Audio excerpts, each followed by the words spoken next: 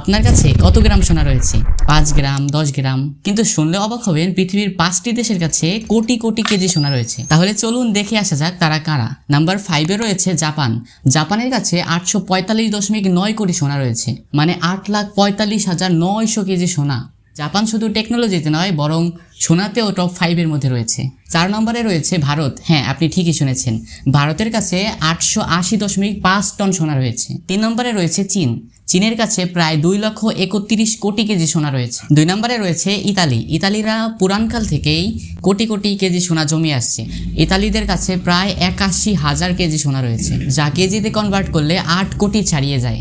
যাই হোক, 1 নম্বরে রয়েছে এমন একটা দেশ যার কাছে রয়েছে 4টা দেশের মোট সোনার ডাবল সোনা। কোন দেশ হতে পারে কমেন্টে লিখে যান, আর ফলো করে পাশে থাকুন, পরবর্তী কোনো ভিডিওতে নামটি জানিয়ে দেব।